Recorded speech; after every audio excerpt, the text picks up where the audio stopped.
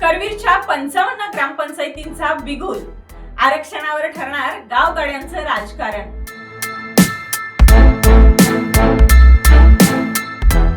गावात अजून निवडणूक जाहीर झालेली नाही, उमेदवारी अर्जही भरलेले नाहीत, पण करवीरच्या 55 गावांमध्ये राजकारणाचं तापमान मात्र आधीच वाढलंय। कारण आता सर्वांची नजर लागली आहे एका गोष्टीकडे, आरक्षणाच्या सोडतीकडे। नमस्कार, मी ऐश्वर्या पाटील आणि आपण पाहताय टीव्ही नेक्स्ट मराठी।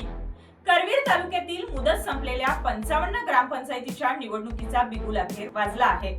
11 आणि 12 जून रोजी म्हणजेच उद्या आणि परवा प्रभागनिहाय सदस्य आरक्षण सोडत होणार असून त्यासाठी प्रशासनानं संपूर्ण तयारी पूर्ण केली आहे। ग्रामपंचायत कार्यालयांमध्ये विशेष ग्रामसभांचं आयोजन करण्यात आलं असून गावागावात दवंडी, ध्वनिक्षेपण आणि नोटिसांच्या माध्यमातून नागरिकांना माहिती दिली जाते। पण या सर्व प्रक्रियेत सर्वाधिक उत्सुकता आहे ती इच्छुक उमेदवारांची, कारण कोणत्या वॉर्डात कोणतं आरक्षण पडणार यावर अनेकांचं राजकीय भवितव्य अवलंबून आहे। गेली अनेक महिने निवडणूक लढवण्याची तयारी करणारे इच्छुक आता देवळात नवस बोलताना दिसतायत। काही जण देवापुढे साकडं घालत आहेत, तर काही जण आपल्या वॉर्डात मनासारखं आरक्षण पडावं म्हणून प्रार्थना करत आहेत। आरक्षण जाहीर होण्यापूर्वीच गावागावात गाठीभेटींचा सिलसिला सुरू झालाय। मतदारांच्या भेटी, छोट्या बैठका, सामाजिक कार्यक्रमांमधील उपस्थिती आणि विकासाच्या आश्वासनांचा वर्षाव सुरू झालाय। विशेष म्हणजे यंदा अनेक गावांमध्ये युवा चेहऱ्यांनीही निवडणुकीच्या मैदानात उतरण्याची तयारी सुरू केली आहे।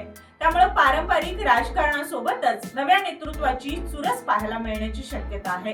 ग्रामपंचायत निवडणूक ही केवळ सदस्य निवडीची प्रक्रिया नाही, तर गावाच्या पुढील 5 वर्षाच्या विकासाचा आराखडा ठरवणारी लढाई असते। त्यामुळे आता करवीर मधील प्रत्येक गावात एकच चर्चा रंगली आहे, आरक्षण कोणाला आणि सत्ता कोणाची। कारण ग्रामपंचायतीची निवडणूक ही फक्त मतांची लढाई नसते, ती गावाच्या नेतृत्वाची परीक्षा असते।